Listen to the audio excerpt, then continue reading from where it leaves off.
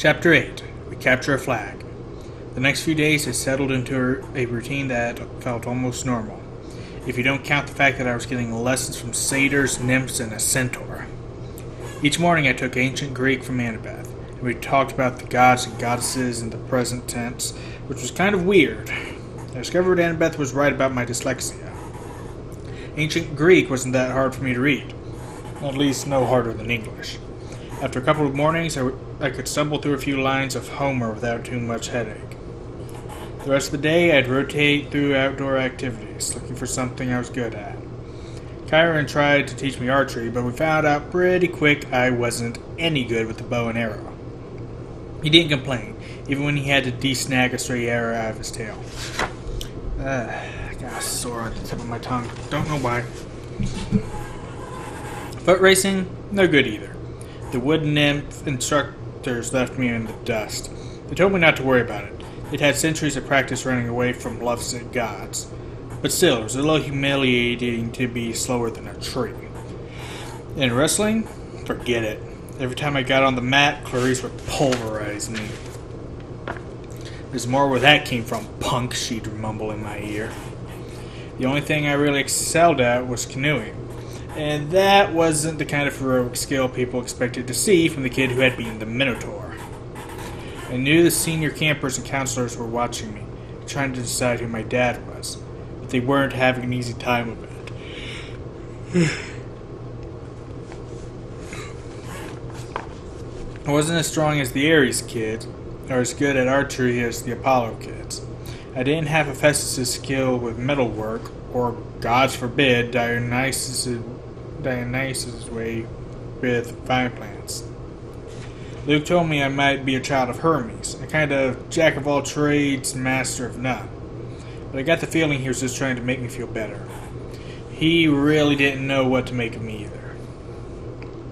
Despite all that, I liked camp.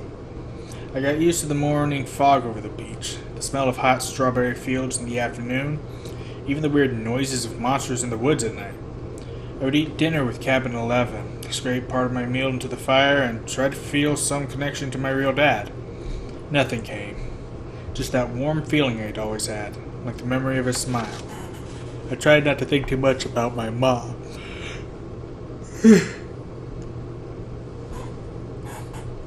But I kept wondering, if gods and monsters were real, if all this magical stuff was possible, surely there was some way to save her, to bring her back. I started to understand Luke's bitterness and how he seemed to resent his father, Hermes. So, okay, maybe gods had important things to do. But couldn't they call once in a while, or thunder or something? Dionysus could make Diet Coke appear out of thin air.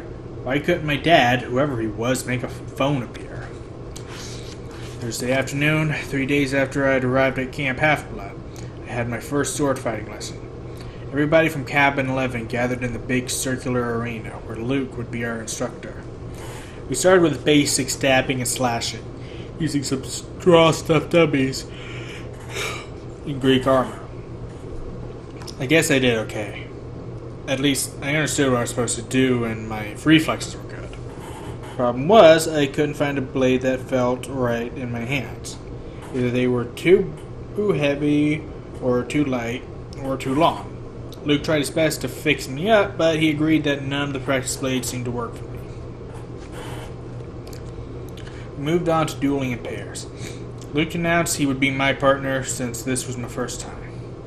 Good luck, one of the campers told me. Luke's the best swordsman in the last 300 years. Maybe he'll go easy on me, I said. The camper snorted. Luke showed me thrusts and parries and shield blocks the hard way. With every swipe, I got a little more battered and bruised. Keep your guard up, Percy, he'd say, then whack me in the ribs with the flat of his blade. No, not that far up. Whack! Lunge! Whack! Now back! Whack! By the time he called a break, I was soaked in sweat. Everybody swarmed the drinks cooler.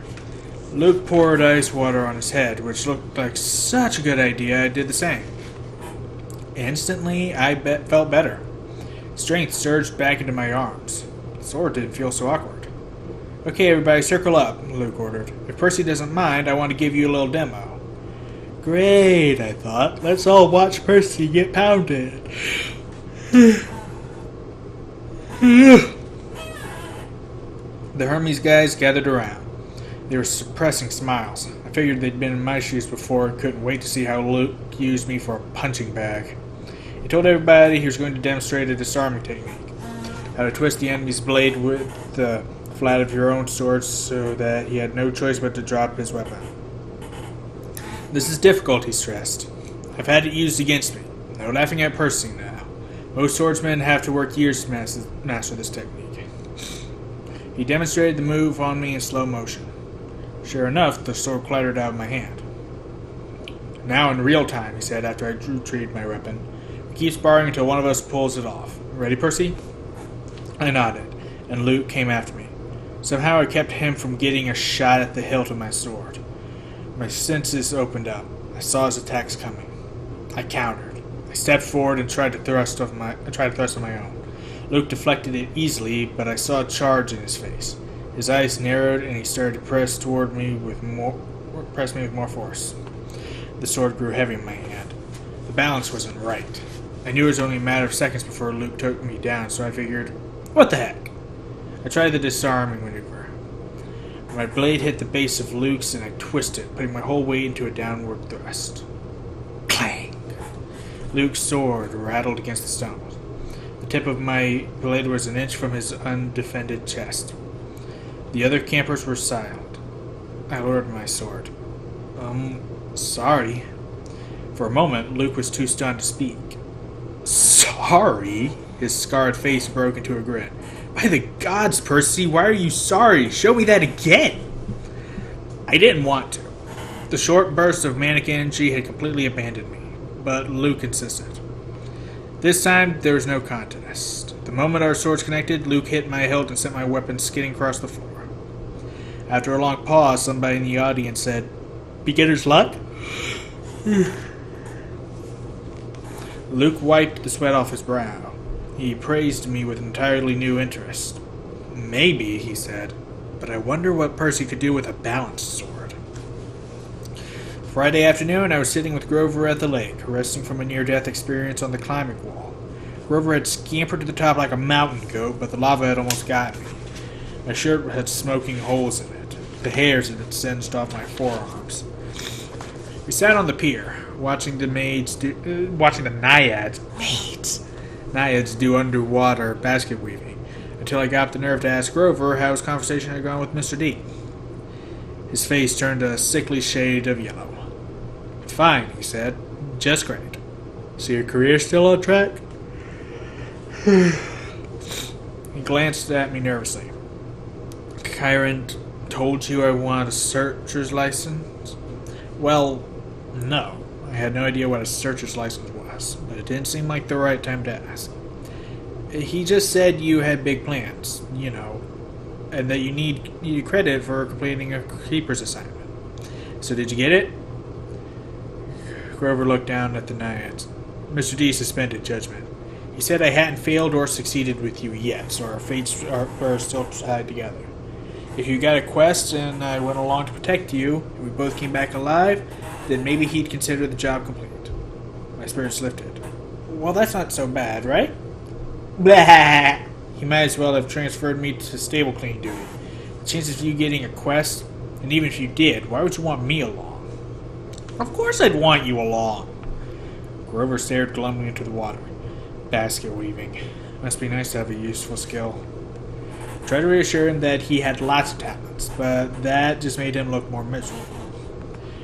We talked about canoeing and swordplay for a while, then debated the pros and cons of the different gods. Finally, I asked him about the 4 empty cabins. Number 8, the silver one, belongs to Artemis, he said. She vowed to be a maiden forever, so of course no kids. The cabin is, honorary. If she didn't have one, she'd be mad. Yeah, okay, but the other 3, the ones at the end, are those the big 3? Grover tensed. We were getting close to a touchy subject. No, one of them, number 2, is Hera's, he said. That's another honorary thing. She's the goddess of marriage, so of course she wouldn't go around having affairs with mortals. That's her husband's job. When we say the big 3, We mean the three powerful brothers, the sons of Cronus. Zeus, Poseidon, and Hades. Right. You know. After the great battle with the Titans, they took over the world from their dad and drew lots to decide who got what. Zeus got the sky, I remembered. Poseidon the sea, Hades the underworld. Uh-huh. But Hades doesn't have a cabin here. No. He doesn't have a throne on Olympus either. He sort of does his own thing down in the underworld. If he did have a cabin here... Grover shuddered. Well, it wouldn't be pleasant. Let's leave it at that. But Zeus and Poseidon, they both had, like, a bazillion kids in the myths. Why are their cabins empty? Grover shifted his hooves uncomfortably. About 60 years ago, after World War II, the Big Three agreed that they wouldn't sire any more heroes. Their children were just too powerful. They were affecting the course of human events too much, causing too much carnage. World War II,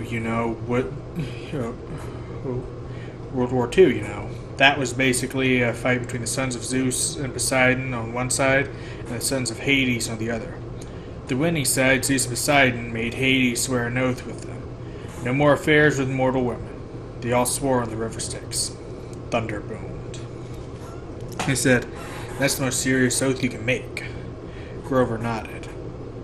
And the brothers kept their word. No kids? Nope! Grover's face darkened. 17 years ago, Zeus fell off the wagon. There's this TV starlet with a big, fluffy 80s hairdo. He just couldn't help himself. When their child was born, a little girl named Talia, or is you know what? I don't care what the movie says. It's Thalia. Thalia. Well, the River Styx is a series about promises. Zeus himself got off easy because he's immortal, but he brought a terrible fate on his daughter. But that isn't fair. It wasn't the little girl's fault. Grover hesitated. Percy, children of the Big Three have powers greater than other half-bloods. They have a strong aura, a scent that attracts monsters.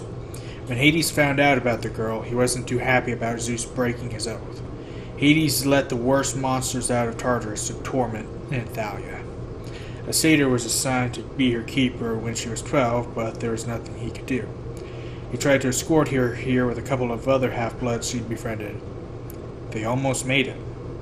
They got all the way to the top of that hill. Pointed across the valley to the pine tree where I'd fought the Minotaur. All three kindly ones were after them, along with a horde of hellhounds. They were about to be overrun when Thalia told her satyr to take the other two half-bloods to safety while she held off the monsters. She was wounded and tired, and she didn't want to live like a hunted animal. The satyr didn't want to leave her, but he couldn't change her mind, and he had to protect the others. So Thalia made her final stand alone, at the top of the hill. As she died, Zeus took pity on her. He turned her into that pine tree. Her spirit still helps protect the borders of the valley. That's why the hill is called Half-Blood Hill. I stared at the pine in the distance. The story made me feel hollow. And guilty, too. A girl my age had sacrificed herself to save her friends. She had faced a whole army of monsters. Next to that, my victory over the Minotaur didn't seem like much. I wondered, if I had acted differently, could I have saved my mother?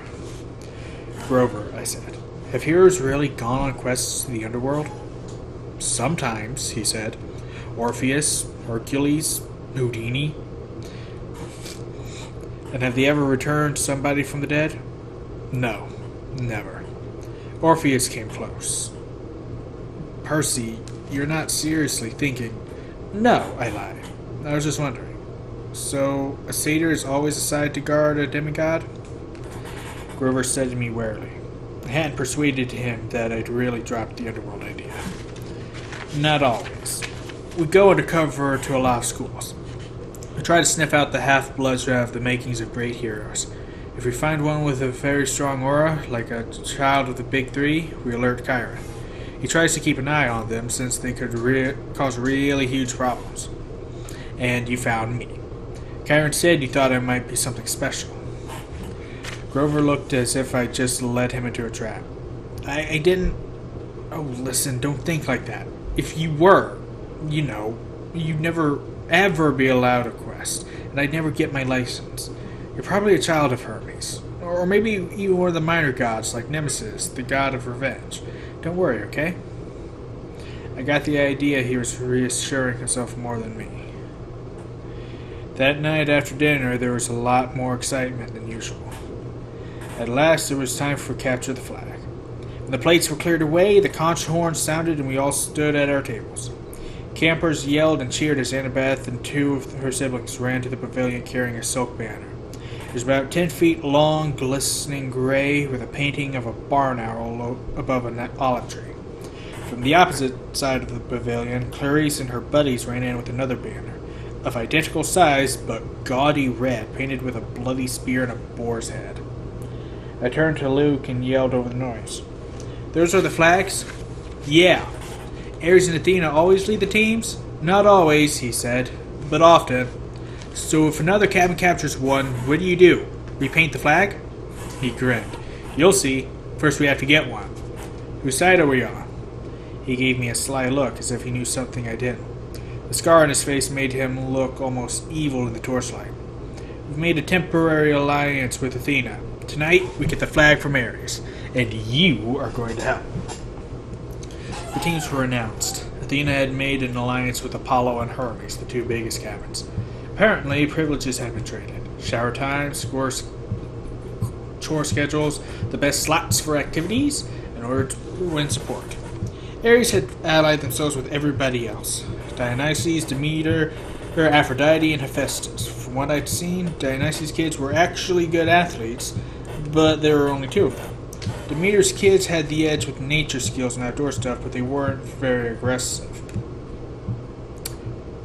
Kind of ironic, because in the Dark Prophecy, another child of Demeter mentions that they make the best swordsmen because they understand the need to reap.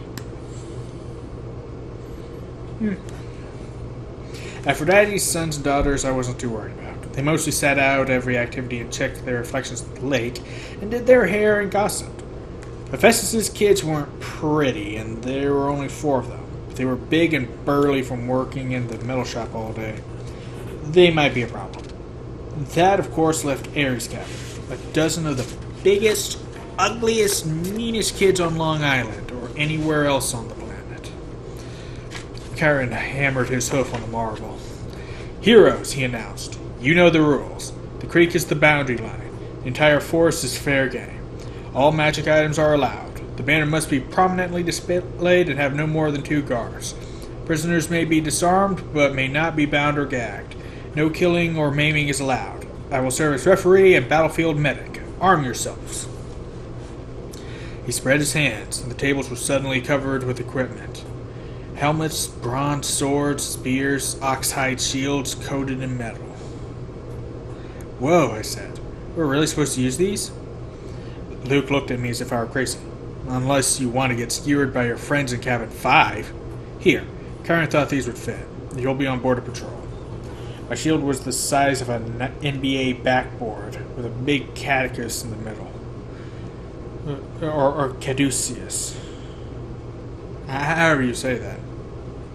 It weighed about 1,000,000 pounds. I could have snowboarded on it fine, but I hoped nobody seriously expected me to run fast. My helmet, like all of the helmets on Athena's side, had a blue horsehair plume on top. Ares and their allies had red plumes. Annabeth yelled, "Blue team, forward!" We cheered and took our swords and followed her down the path to the south woods. The red team yelled taunts at us as they headed off toward the north. I managed to catch up with Annabeth without tripping over my equipment. "Hey." She kept marching. "So what's the plan?" I asked. "Got any magic items you can loan me?" Her hand drifted toward her pocket as if she were afraid I'd stolen something. "Just watch Clarice's spear," she said. "You don't want that thing touching you. Otherwise, don't worry. We'll take the banner from Ares. Has Luke given you your job?" "Border patrol, whatever that means." "It's easy. Stand by the creek, keep the Reds away. Leave the rest to me. Athena always has a plan." She pushed ahead, leaving me in the dust. "Okay," I mumbled. "Glad you wanted me on your team." It was a warm, sticky night. The woods were dark with fireflies popping in and out of view. Annabeth stationed me next to a little creek that gurgled over some rocks. Then she and the rest of the team scattered into the trees. Standing there alone, with my big blue feathered helmet and my huge shield, I felt like an idiot. The bronze sword, like all the swords I tried so far, seemed balanced wrong. The leather grip pulled on my hand like a bowling ball. There's no way anybody would actually attack me, would they? I mean, Olympus had to have liability issues, right? Far away, the conch horn blew. I heard whoops and yells in the dark and the clanking of metal. Kids fighting. A blue-plumed ally from Apollo raced past me like a deer, leaped through the creek, and disappeared into enemy territory. Great, I thought. I'll miss all the fun, as usual. Then I heard a sound that sent a chill up my spine. A low, canine growl somewhere close by. I raised my shield instinctively. I had the feeling something was stalking me. Then the growling stopped. I felt the presence retreating. On the other side of the creek, the underbrush exploded. 5 Ares warriors came yelling and screaming out of the dark. "Cream the punks!" Clarice screamed. Her ugly pig eyes glared through the slits of her helmet. She brandished a 5-foot-long spear, its barbed metal tip flickering with red light. Her siblings had only the standard-issue bronze swords. Not that made me feel any better. They charged across the street. There was no help in sight. I could run, or I could defend myself against half the Ares cabin. I managed to sidestep the first kid's swing, but these guys were not as stupid as the Minotaur. They surrounded me, and Clarice thrust at me with her spear. My shield deflected the point, but I felt a painful tingling all over my body. My hair stood on end. My shield arm went numb and the air burned. Electricity. Her stupid spear was electric. I fell back. Another Ares guy slammed me in the chest with the butt of his sword, and I hit the dirt. They could have kicked me into jelly, but they were too busy laughing. "Give him a haircut," Clarice said. "Grab his hair." I managed to get to my feet. I raised my sword, but Clarice slammed it aside with her spear as sparks flew. Now both my arms felt numb. "Oh, wow," Clarice said. "I'm scared of this guy. Really scared." "The flag's that way," I told her. I wanted to sound angry, but I was afraid it didn't come out that way. "Yeah," one of her siblings said. "But see, we don't care about the flag. We care about a guy who made our cabin look stupid." You do that without my help," I told them. It probably wasn't the smartest thing to say. 2 of them came at me. I backed up toward the creek, tried to raise my shield, but Clarice was too fast. Her spear struck me straight in the ribs. If I hadn't been wearing an armored breastplate, I would have been shish kebabbed. As it was, the electric point just about shocked my teeth out of my mouth. One of her cabin mates slashed the sword across my arm, leaving a good-sized cut. Seeing my own blood made me dizzy, warm and cold at the same time. "No maiming," I managed to say. "Oops," the guy said. "Guess I lost my dessert privilege." He pushed me into the creek, and I landed with a splash. They all laughed. I figured as soon as they were through being amused, I would die. But then something happened. The water seemed to wake up my senses, as if I just had a bag of my mom's double espresso jelly beans. Clarice and her cabin mates came to the creek to get me, but I stood to meet them. I knew what to do. I swung the flat of my sword against the first guy's head and knocked his helmet clean off. I hit him so hard I could see his eyes vibrating as he crumpled into the water. Ugly number 2 and ugly number 3 came at me. I slammed one in the face with my shield and used my sword to shear off the other guy's horsehair plume. Both of them backed up quick. Ugly number 4 didn't look really anxious to attack, but Clarice kept coming, the point of her spear crackling with energy. As soon as she thrust, I caught the shaft between the edge of my shield and my sword, and I snapped it like a twig. "Ah!" she screamed. "You idiot! You corpse-breathed worm!" She probably would have said worse, but I smacked her between the eyes with my sword butt and sent her stumbling backward out of the creek. Then I heard yelling, elated screams, and I saw Luke racing toward the boundary line with the red team's banner, lifted high. He was flanked by a couple of Hermes guys covering his retreat and a few Apollo kids behind them, fighting off the Hephaestus kids. The Aries folks got up, and Clarice muttered a dazed curse. "A trick!" she shouted. "It was a trick!" They staggered after Luke, but it was too late. Everybody converged on the creek as Luke ran across into friendly territory. Our side exploded in cheers. The red banner shimmered and turned to silver. The boar and spear were replaced by a huge caduceus, the symbol of Cabin 11. Everyone on the blue team picked up Luke and started carrying him around on their shoulders. Kyron cantered out of the woods and blew the conch horn. The game was over. We'd won. I was about to join the celebration when Annabeth's voice, right next to me in the creek, said, "Not bad, hero." I looked, but she wasn't there. "Where the heck did you learn to fight like that?" she asked. The air shimmered and she materialized, holding a Yankees baseball cap as if she'd just taken it off her head. I felt myself getting angry.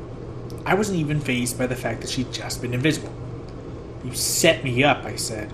"You put me here because you knew Clarice would come after me while you sent Luke around the flank. You had it all figured out." Annabeth shrugged. "I told you, Athena always has a plan." "A plan to get me pulverized?" I came as fast as I could. I was about to jump in, but she shrugged. "You didn't need help." Then she noticed my wounded arm. "How did you do that?" "Sword cut," I said. "What do you think?" "No, it was a sword cut. Look at it." The blood was gone. Where the huge cut had been, there was a long white scratch, and even that was fading. As I watched, it turned into a small scar and disappeared. I don't get it," I said. Annabeth was thinking hard. I could almost see the gears turning. She looked down at my feet and then at Clarice's broken spear and said, "Step out of the water, Percy." "What?" "Just do it." I came out of the creek and immediately felt bone-tired. My arm started to go numb again. My adrenaline rush left me. I almost fell over, but Annabeth steadied me. "Oh, sticks," she cursed. "This is not good. I assumed it would be Zeus." Before I could ask what she meant, I heard that canine growl again, but much closer than before. A howl ripped through the forest. The campers' cheering died instantly. Kyron shouted something in ancient Greek, which I would realize only later I had understood perfectly. "Stand ready! My bow!" Annabeth drew her sword. There on the rocks just above us was a black hound the size of a rhino, with lava-red eyes and fangs like daggers. It was looking straight at me. Nobody moved except Annabeth, who yelled, "Percy, run!" She tried to step in front of me, but the hound was too fast. It leapt over her, an enormous shadow with teeth, and just as it hit me, I stumbled backward and felt its razor-sharp claws ripping through my armor. As I stumbled backward and felt its razor-sharp claws ripping through my arm, there was a cascade of thwacking sounds, like 40 pieces of paper being ripped one after the other. From the hound's neck spouted a cluster of arrows. The monster fell dead at my feet. By some miracle, I was still alive. I didn't want to look underneath the ruins of my shredded armor. My chest felt warm and wet, and I knew I was badly cut. Another second and the monster would have turned me into 100 pounds of delicatessen meat. Kyron trotted up to us, a bow in his hand, his face grim. "T. Immortalis," Annabeth said. "That's a hellhound from the Fields of Punishment. They're not supposed to..." "Someone summoned it," Kyron said. "Someone inside the camp." Luke came over, the banner in his hand forgotten, his moment of glory gone. Clarice yelled, "It's all Percy's fault! Percy summoned it!" "Be quiet, child," Kyron told her. We watched the body of the hellhound melt into shadow, soaking into the ground until it disappeared. "You're wounded," Annabeth told me. "Quick, Percy, get in the water." "I'm okay." "No, you're not," she said. "Kyron, watch this." I was too tired to argue. I stepped back into the creek, the whole camp gathering around me. Instantly, I felt better. I could feel the cuts on my chest closing up. Some of the campers gasped. "Look, I don't know why," I said, trying to apologize. "I'm sorry," but they weren't watching my wounds heal. They were staring at something above my head. "Percy," Annabeth said, pointing. By the time I looked up, the sign was already fading, but I could still make out the hologram of green light, spinning and gleaming. A three-tipped spear. A trident. Your father, Annabeth murmured. This is really not good. It is determined, Karen announced. All around me, campers started kneeling. Even the Ares cabin, though they didn't look happy about it. My father? I asked, completely bewildered. Poseidon, said Karen. Earthshaker, Stormbringer, father of horses. Hail, Perseus Jackson, son of the sea god. And that is the end of chapter 8. Finally, the big reveal. Oh, honestly, I like this version of the fight better than the movie. Honestly, I like the books better than the movie. I mean, heck, you never even see Clarice until the second movie. And one thing that I kind of, I kind of don't like how she's hot in that movie.